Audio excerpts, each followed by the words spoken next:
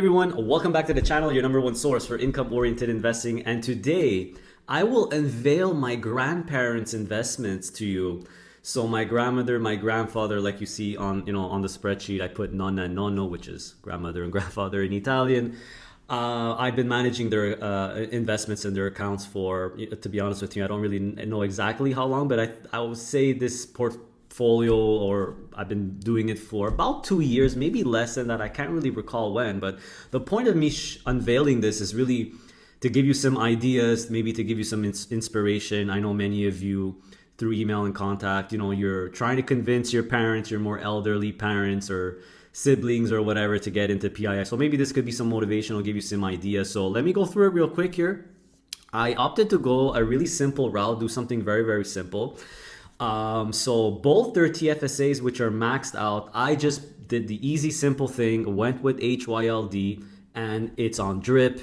Very, very simple, right? HYLD is pretty much the S&P 500 with covered calls with 25% leverage. Obviously, this investment has been doing really, really well. So I don't really track much here because it's just on drip. So every month I just update the number of shares. So you could see the income here.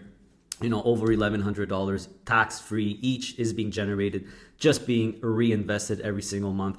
They're non-registered, they're cash accounts. I am manually reinvesting the income. So the income comes in, and after a few months, once typically it reaches $5,000 of cash, I'll buy something else. So my grandfather's account here, again, very simple strategy, QQCL, and that's it. The overall U.S. market, a little bit more focused on technology, right? The NASDAQ compared to the S&P 500. But obviously, this has been a really, really great investment. So QQCL there, you can see the yield here. So and the average cost as well. So obviously, it's doing really, really well with a phenomenal high yield. Remember, this yield that you see here, 13.72, is based on the average share price, the ACB, or the book cost. It's not the current yield. The current yield is lower than that. I think it's under 13% now, because as the stock price goes up, the yield is actually lower unless the distribution changes, but it's been $3 annual, or I think 25 cents a month since the beginning. Now for my grandmother's account, well, I'll talk about taxes in a second, by the way. I know you guys are probably curious about that. TFSA doesn't matter. But well, actually kind of does matter. TFSA, I'm definitely not going to put any high yield US listed funds there. I don't want no 15% tax for no reason. So don't forget, HYLD is Canadian listed, no 15% withholding tax.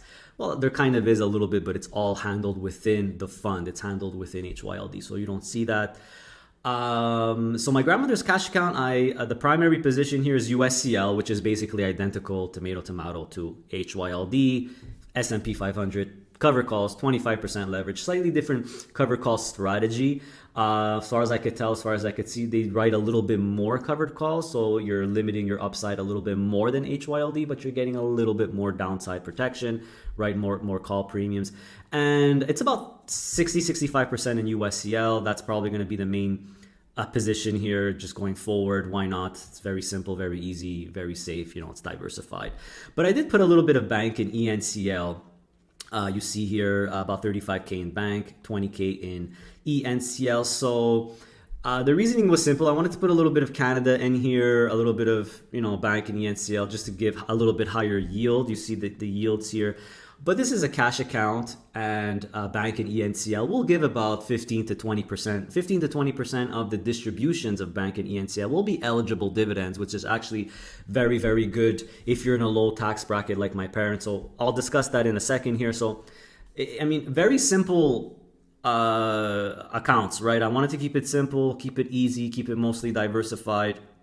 Now, bank and ENCL are technically not diversified, so something I was really contemplating doing at the beginning is, instead of having bank and ENCL, just put HDIV instead, which has a lot of Canadian financials and has some energy, but I just opted to do that. So, in case you want to go a little bit less risky for your parents' TFSA or accounts or whatever, you could replace bank and ENCL, or the combination of with HDIV if you want, just giving you an idea there. Which I'll talk about in a second. So grand total, I mean, the yield on my grandfather's cash accounts, just under 14. On my grandmother's, it's just under 15. Of course, this is definitely helped with bank and ENCL. And as far as the monthly routine, by the way, TFSAs are on drip. I don't do anything.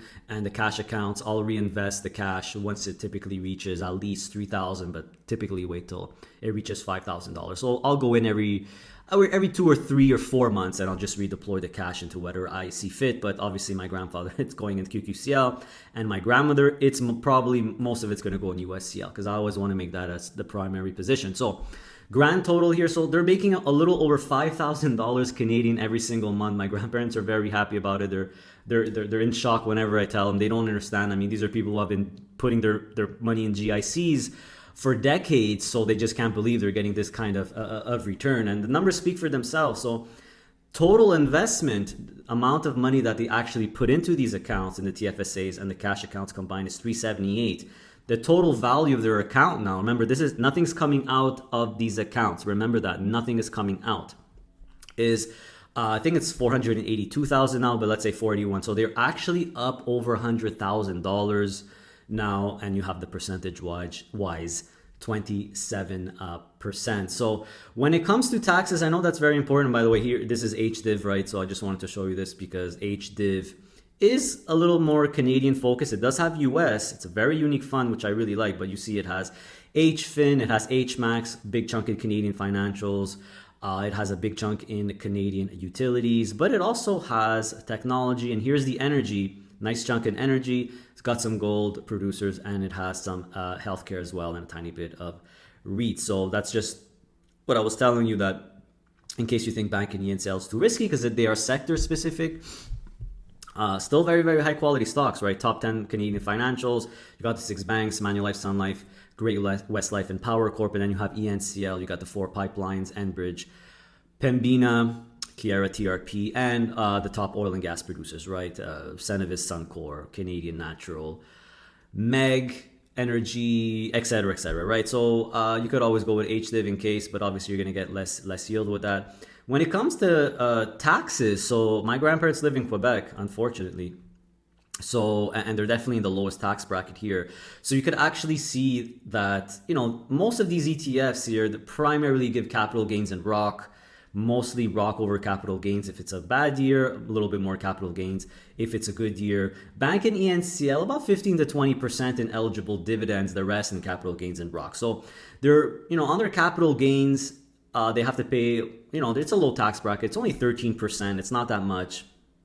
Again, this is only on the capital gains portion. On the ROC, it's 0. But when, they sell stuff in the cash account, the ROC really becomes capital gains. So that's why I always say ROC is delayed capital gains when you sell.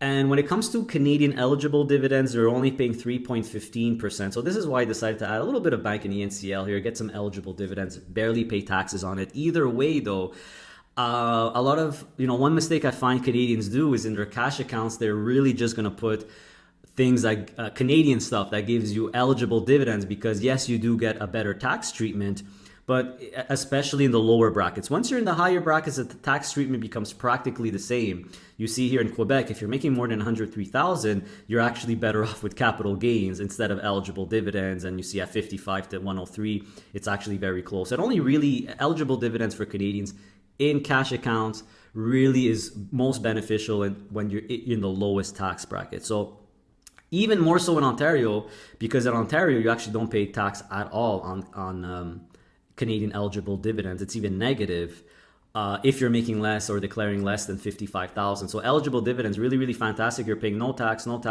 Capital gains still low though, 10%, 12%. So here's the mistake I find people do. This is a tip. In case you're in a low tax bracket, if you're really gonna put all Canadian, I'm gonna put all Canadian stuff because I want maximum eligible dividends. Yes, I get it. You'll save a bit on taxes, but you'll definitely lose out on performance. Right, obviously things like HYLD, QQCL, USCL has completely annihilated the overall Canadian market. The American market is crushing the Canadian market. So I personally got to be careful to go tax hunting when you should really take the performance in consideration. You might be paying a little bit more taxes by having USCL, QQCL instead of Canadian stuff in your cash account. Fine. But you're getting a lot more performance, which makes up for that tax savings that you're actually getting. So hopefully that makes sense. And if you, by the way, if you like this type of video here, don't forget that I made this free for everyone. But If you join the membership, you could actually see my dad's retirement account, my dad's RIF and LIF account. So this is the list of exclusive videos. So if you like this type of video where you see my grandparents unveil, I unveil my dad's RIF here. There's 3 update videos. Here's the first one. Here's the second one. The third one is going to be out even after this video comes out. So the exclusive members only video for July of 2024 is going to be an update to my dad's RIF account, which he has a combined value of over almost 500,000 or something like that. So that also could give you motivation. So yeah, feel free to become a member. It's very, very, very cheap. You could try it out for 1 month, but exclusive videos and live streams are definitely a big plus that members get. And I'm also doing member review, portfolio review videos as well. But these will all be exclusive members only videos. So hopefully this video was beneficial to you. I'm trying to give you an idea. I'm showing you, and I'm being honest, what I'm doing for my grandparents' account. Nothing is coming out. They're just living off their little government pension and their little rental income from their house right now. So they said they don't need the money right now. They've been used to living really, really not spending much money. My grandparents, like yours probably, are very tight with money. Old school Italians, they don't want to spend money. So I'm basically just reinvesting everything in here, and they're very happy with it.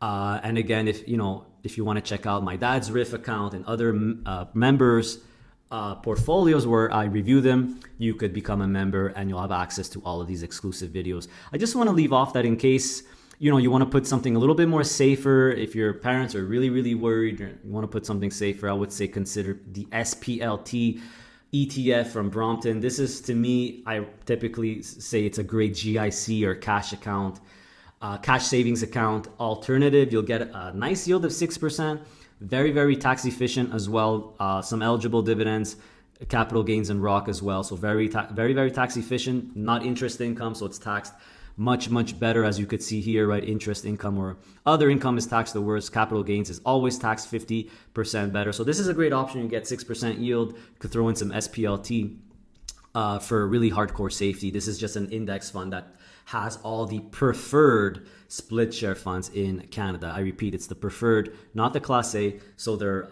very, very, very safe. So that's it. Let me know if you have any questions. I hope this video was informative for you, maybe give you some motivation or help convince your parents to invest instead of losing money every month in GICs and garbage like that. It's very, very easy to build a portfolio, guys. All you really need is one holding if you want per account. You can make it very, very simple. You could turn the drip on or off, and if they need some of the money, just live off the interest. What could be a more conservative than that? So hopefully this was useful for you, and see you next time. Hey, don't go yet. A few reminders before you leave. Did you know that I launched a YouTube loyalty membership program where for only $3 a month, you could become a PII Inner Circle member, where you will gain access to exclusive content, exclusive videos and live streams, as well as other perks and benefits, including a really cool weekly opportunity report. That's right. If you're interested, just click on the little join button next to the subscribe button to see what it's all about.